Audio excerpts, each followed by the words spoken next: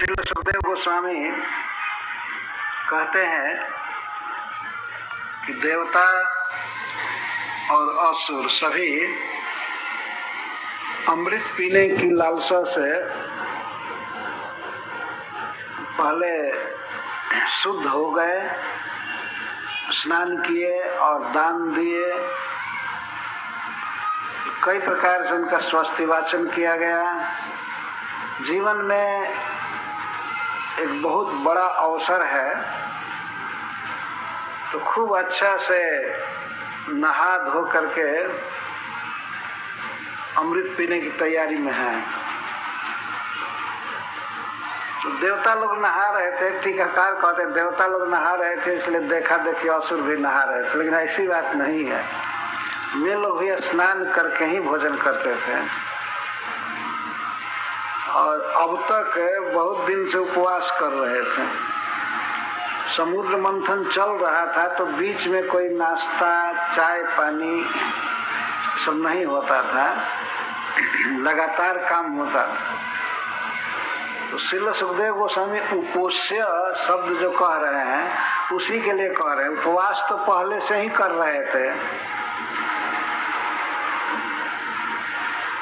और अब जब अमृत पीने का अवसर आया तो कृत स्नाना, स्नान किए, खूब अच्छा से स्नान किए सभी लोग। बिना स्नान किए जो खाते हैं वो तो असुरों से भी गए बीते हैं। असुर भी सब स्नान कर रहे हैं, वो भी नियम पालन करते थे। केवल एक ही बात उनके जीवन में है कि वे भगवान से प्रेम नहीं करते, बाकी और सब गुण रहते हैं उनमें। तो उपवास किए। खाने के पहले उपवास करना अच्छा माना जाता है। एक बार ये बात हो रही थी कि सवेरे के भोजन को विदेश के लोग ब्रेकफास्ट कहते हैं। ब्रेकफास्ट का मतलब है फास्ट, अर्थात उपवास को ब्रेक किए, तोड़े। तो हम एक बार बात कर रहे थे, ऐसे सार्वभौम दास बैठे थे। मैंने कहा कि क्या उपवास किए कि उसको ब्रेक कर रहे हैं, फास्ट को ब्रेक कर रहे हैं। तो कहे रात भर खाए नहीं उपवास ही है ना, रात भर बिना खाए पिए सोए रहे, ये कम उपवास है। इसीलिए वो लोग फास्ट को ब्रेक करते हैं सवेरे।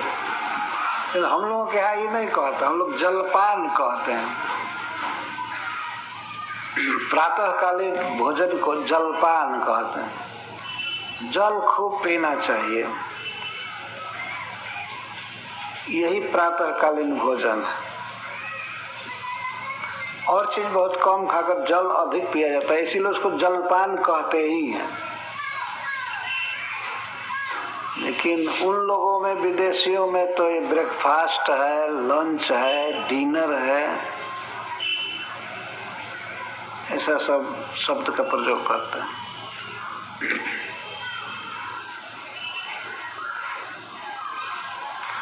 तो उपवास किए हैं ये लोग, तो मथ रहे थे, बहुत दिन से उपवास किए हैं। भूख लगी हुई थी और वो भी अमृत पीना था।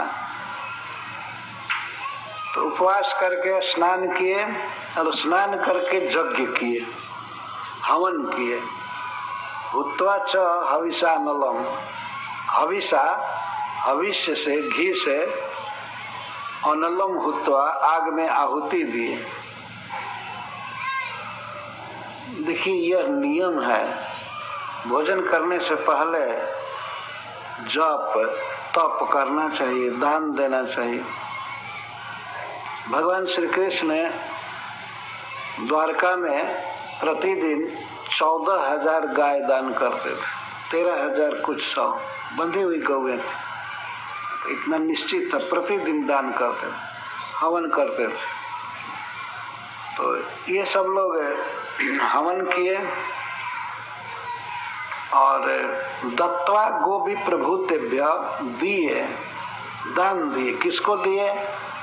गौओं को, गौओं के लिए घास आदि दान दिए, को अच्छा से खिलाए पिलाए, उनको गौओं का श्रृंगार किए, वस्त्र पहनाए, सिंह को सोने से मढ़े और खुर को चांदी से।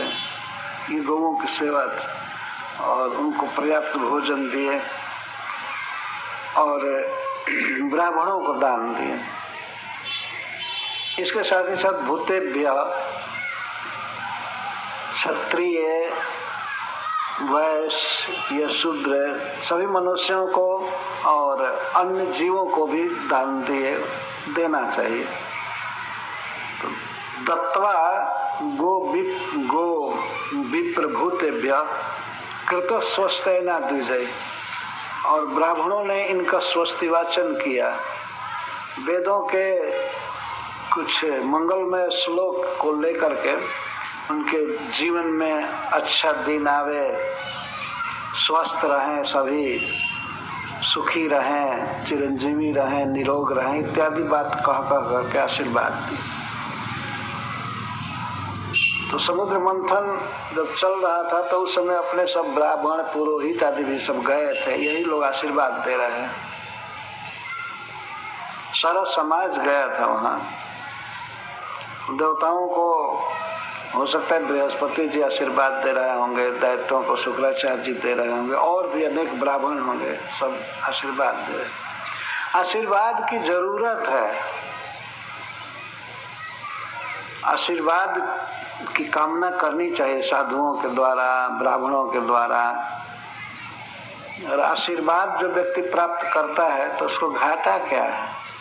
आशीर्वाद देने वाले का स्टॉक भले खर्च होगा, उसको घाटा हो सकता है, लेकिन आशीर्वाद जिसको मिलता है उसको तो लाभ ही लाभ है।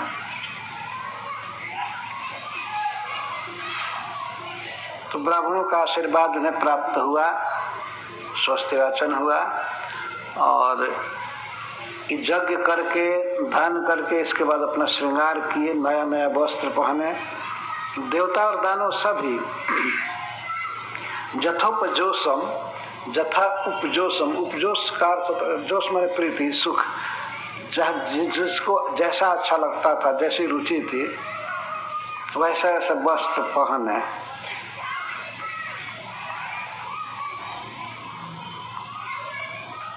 जथोपजोषम वासंसी परिधाय, अपनी रुचि के अनुसार, अपनी प्रीति के अनुसार सभी वस्त्र पहने। वस्त्र पहनने में भी अपनी अपनी रुचि होती है।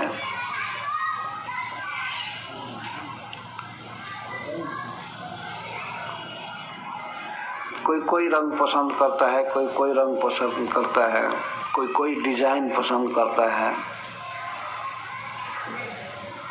तो हमको एक गिलास पानी लाइए, तो मैं वास्तव मुख शुद्धि खाया था तिल, और हमारे मुख में एक तिल घूम रहा है, तो एक गिलास पानी चाहिए, मैं पी जाऊँ। जथोपजोषम वासंसी परिधाय अहतानि च। वस्त्र कैसे थे इसके विषय में सुखदेव गोस्वामी कह रहे हैं, अहतानि, आहत, जो सिकुड़े नहीं थे, बिल्कुल जंत्र से निकाले हुए थे, करघा से, और नए नए वस्त्र सब पहने, और अपनी रुचि के अनुसार, अपनी प्रीति के अनुसार। और वस्त्र पहन करके सभी बैठे। कहाँ बैठे? एक बहुत ही बड़ा, बहुत दूर में बना हुआ एक हॉल था, एक बड़ा घर, बहुत सुंदर। उसमें सब देवता और दानव बैठे भोजन करने के लिए, अमृत पीने के लिए। देवता लोग कभी दाल भात नहीं खाते हैं, ठोस चीज तो लोग खाते ही नहीं है कभी, केवल पीते हैं, चाहे घी पिए या अमृत पिए, पीते हैं। तो उस अमृत को पीने के लिए सब बैठे बहुत बड़े हाल में। उसका भी वर्णन है कि वो हाल कैसा है, कितना सुंदर। तो सभी कुश के आसन पर बैठे, कुश की चटाई पर, जिन कुशों का अग्रभाग पूरब की तरफ था, यहाँ अग्रभाग से मतलब है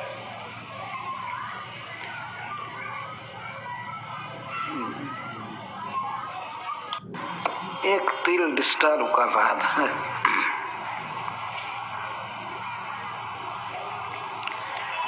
कुशों का अग्रभाग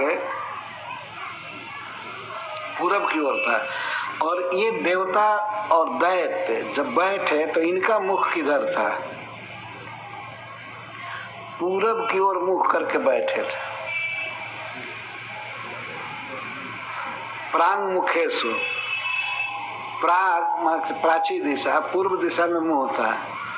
ये सीखने की चीज है कि भोजन करते समय मुख किधर रहना चाहिए। पूरब की तरफ बैठे, उत्तर की तरफ भी मुंह करके खाया जा सकता है, लेकिन दक्षिण कभी नहीं। दक्षिण दिशा की तरफ मुख नहीं करना चाहिए।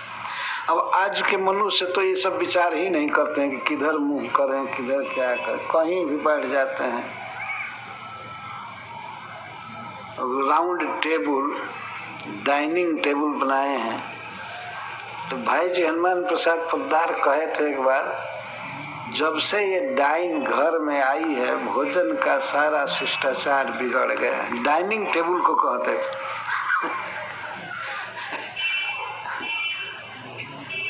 चारों ओर से खाओ, मोजा लगाए हुए, जूता पहने हुए और दोनों हाथ से बानर की तरह गबर गबर खाते रहो।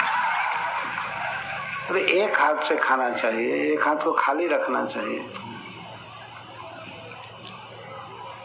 लेकिन आजकल के सभ्य लोग दोनों हाथ से खाते हैं।